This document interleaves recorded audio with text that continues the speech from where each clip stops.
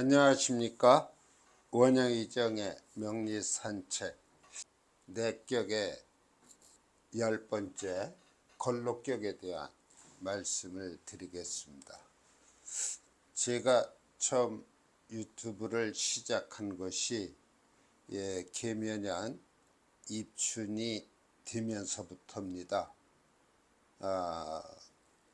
지금 이 방송을 하고 있는 이 시점은 입추가 지난 지 하루가 된 때입니다. 그래서 입춘에서 이제 시작을 해서 오늘의 100강을 이루고 있는데요. 앞으로 제가 계획한 것은 한 400강까지 가지 않을까 그렇게 싶습니다. 무슨 강의만 많이 하면은 최고냐, 핵심을 찔러줘야지, 또는 실전에 보다 좀 쉽게 임할 수 있도록 해줘야지 하는 요구도 있을 수 있습니다. 그런데 좀 비유적으로 말씀드린다면 이 활인업이 되는데요. 이 활인업에서 아마 대표적인 것이 의학이 아닌가, 다시 말하면 의사분들의 그런 직업이 아닌가 싶습니다. 그래서 한 명의 의사가 태어나자면 의대를 다녀야 되죠. 그 의대를 다니면서 의학을 익혀야 합니다. 그렇다고 의학만 익혔다고 해서 의사가 되는 것은 아니죠. 의술이 또 있어요.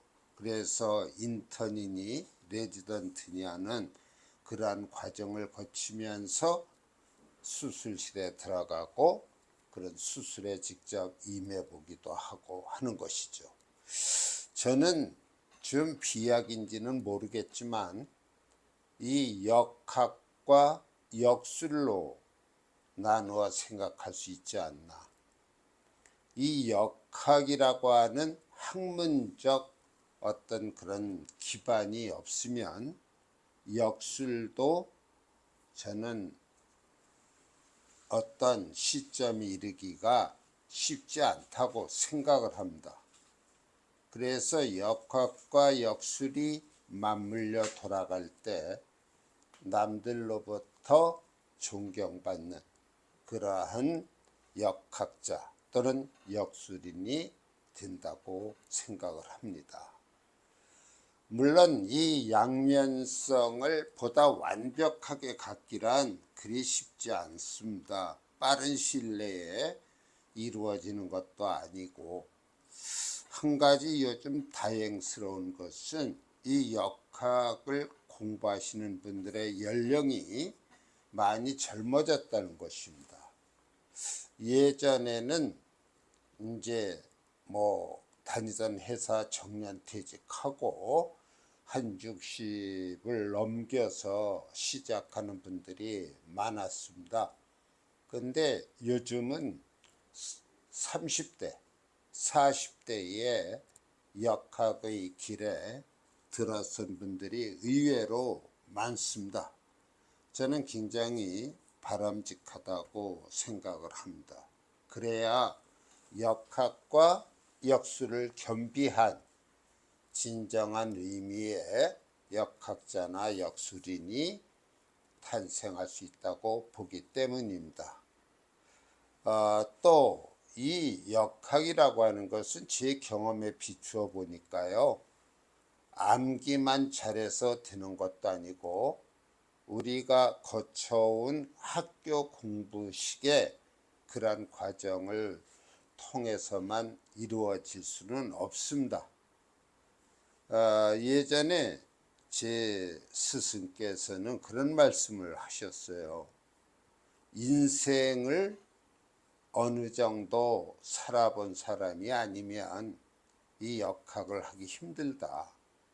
물론 이론적인 것은 우리가 익혀서 알 수 있지만 역술이라고 하는 것은 자신의 삶의 그 모습과 그 나이대에 경험할 수 있는 인생사들을 겪었을 때 우리는 남을 도와서 도움말을 주고 또한 어떤 활로를 찾아주는 그런 역할을 할 수 있다라고 하신 적이 있는데, 제가 지금까지 겪어봐도 그렇습니다. 이것이 이론적으로 논한다고 해서 되는 것도 아니고, 어떤 인생사가 자신의 몸에 체득이 되어서 많은 사람들에게 공통분모를 유발할 수 있는 그런 삶의 여정을 들려줄 수 있어야 된다고 봅니다. 제가 이런 말씀을 드리는 것은 괜히 좀 100번째의 그런 촬영을 하면서 생각보다 그래도 잘 버텨왔구나.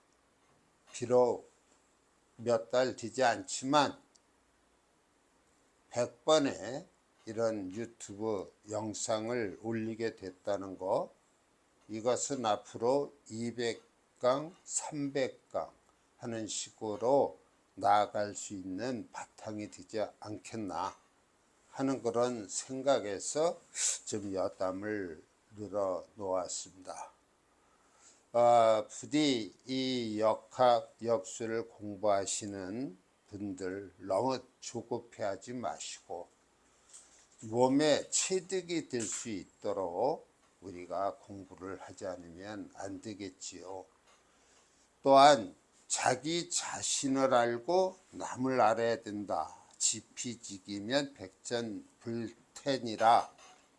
적합한 비유 같진 않지만 내 사주를 제대로 분석하고 나의 살아온 삶과 견주어 봤을 때 큰 하자 없이 연결이 된다면 남의 사주를 놓고도 자신감을 갖고 통변을 할 수가 있을 것입니다.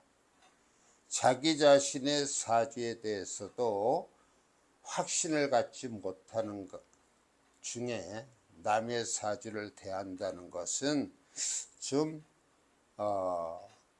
말이 되지 않지 않는가 하는 그러한 생각도 드네요. 부디 많은 책도 읽으시고 특히 인생론적인 그러한 책들도 많이 읽으시고 또한 현대를 살아가는 현 시점에서의 어떤 세상 돌아가는 이치를 알기 위해서는 신문이라든지 방송이라든지 이러한 매체를 통해서 시류의 흐름도 정확히 알고 있어야 상담 의뢰자들의 어떠한 문제를 해결하는 데 도움을 줄 수 있지 않나 그렇게 보아집니다. 그래서 제가 봤을 때 이 역학 공부가 끝도 없이 이어지는 것이지만 어떠한 일정한 과정에 학습을 통했다고 한다면 그 다음부터는 많은 사고와 또한 어떤 인생의 직관적 경험을 통해서 좀 더 확신 있는 그런 역학자, 역술인이 되었으면 하는 바람도 있습니다. 괜히 높아심에서 한 말씀 드렸습니다마는, 자 이제 여담은 마치고 십정격, 내격 10가지 중에 이제 마지막 순서인 걸록격에 대한 말씀을 드리겠습니다.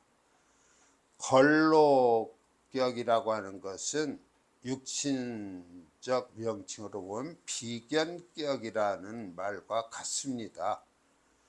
록이라고 하는 것, 우리가 비견을 의미한다. 그걸 식간록이다. 그렇게 얘기도 합니다. 일간으로 놓일 수 있는 천간이 10개죠. 그 10개의 천간에 놓일 수 있는 그의 록이 10가지가 있는데 그것은 비견의 모습으로 되어 있습니다.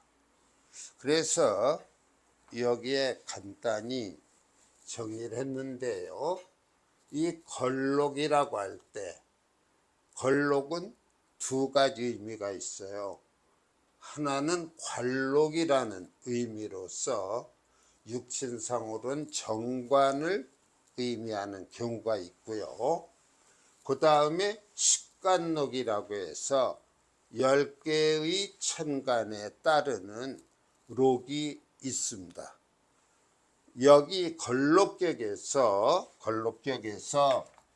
우리가 기준으로 삼는 것은 이 식간록을 바탕으로 하고 있다. 그렇게 볼 수 있습니다. 그 다음에 월지에서 우리가 걸록격이 형성되는데요. 만일에 그 일간의 록, 자신의 록을 일지에다 놨다. 그럴 때에는 일록격이라고도 합니다. 또는 전록격이라고도 합니다. 그래서 월지에 놓으면은 걸록격, 일지에 놓으면은 일록격 또는 전록격. 그 다음에 시지에다가 놓으면은 귀록격이라고 합니다. 이 걸록격은 월지에 놓은 것이죠. 전록, 일록은 일지에다가 자신의 록을 놓은 거고요. 귀록격이라고 하는 것은 시지에다가 자신의 록을 갖다가 놓은 겁니다. 이때 이 전록격과 귀록격은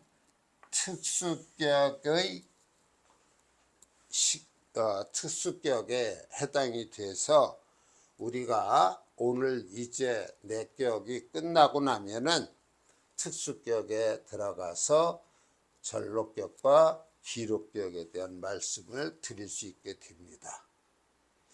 여기에 걸록격의 구성을 놨는데요. 좀 유의할 것이 있습니다.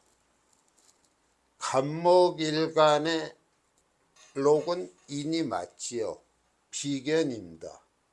을목의 경우는 묘가 되고 그 다음에 병화의 경우와 이 무토기토, 병정, 무기의 경우는 화와 토, 화토 공존의 의미에서 록을 같이 갑니다. 물론 겉모습만 같아요. 속에 암장간을 보면은 이 사중에 병화에 비견이 되는 병화가 들어 있습니다. 사는 무, 경, 병 그렇게 되지 않습니까? 그래서 이 병화가 병화의 록이 된다는 얘기고, 그 다음에 정화의 경우는 옷 속에 기토와 정화가 있는데 그 정화라고 하는 비견 때문에 록이 되는 것입니다. 그런데 사와 오가 바뀌어 있는 현상은 체와 용의 구분 때문에 그렇습니다. 여기 이 사화는 체상으로 보면은 음에 속하지 않습니까? 음에 해당이 되는데 여기서는 양으로 쓰이고 있어요. 그래서 우리가 12개의 지지 중에서 체와 용을 달리하는 게 4개가 있죠. 이 사와 오가 체와 용을 달리하고 해와 자가 체와 용을 달리합니다. 원래 오화는 체는 양이에요. 그래서 양간들과 결합이 돼서 육식갑자가 형성되어 있지만 여기서는 용으로 쓰여서 이 정화의 비견, 그래서 록이 되는 것입니다. 그 다음에 무토와 기토의 경우 이 사중에 무토가 있어요. 무토가 있죠. 이 무토에 역시 비견이 됩니다. 비견이 돼서 역시 사가 록으로 놓이는 것이고, 오중에는 정화도 있지만 또한 기토도 있거든요.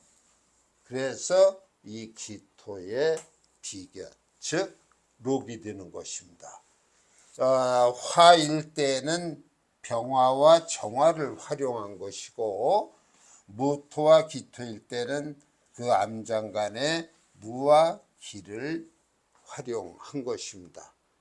그래서 갑을 그래서는 큰 문제가 없지만 병정 무기에서는 록이 겉모습은 같지만 암장 속에서는 달리한다는 것, 그것을 꼭 우리가 주의를 해야 합니다. 경금의 록은 신이 되고 신금의 록은 유가 되는 건 틀림없죠. 그런데 마치 여서 임수와 계수의 경우도 바뀌어 있습니다. 체와 용을 달리하기 때문에 그래요. 이 해수에 임수가 들어 있고요. 이 자수는 계수로 되어 있습니다. 그렇게 해서 임수의 록은 해가 되고 계수의 록은 자가 되는 것입니다. 체와 용을 달리했다는 점, 그것을 좀 기억하셔야 이 식간록을 구성하는데 큰 혼돈이 없을 거라고 생각을 합니다. 그 다음에 이 걸록격을 분석한다 해서 대단한 걸 제가 써놓은 건 아니고요. 이 걸록격에 해당되는 명주, 다시 말하면 그 사주의 주인이죠. 일간은 자수성가하는 성향이 짙다. 설사 부모로부터 어느 일정한 유산을 물려받았더라도 그 유산을 계속 이어나가는 것보다는 일단 그 받은 유산을 한번 말아먹고, 다시 말하면 곤두박질 맨 땅에 헤딩을 한번 하고 다시 재기해서 자신의 일가를 형성해 가는 것입니다. 그게 이 걸록격의 하나의 두드러진 그런 특징이 되지 않겠나 생각을 합니다.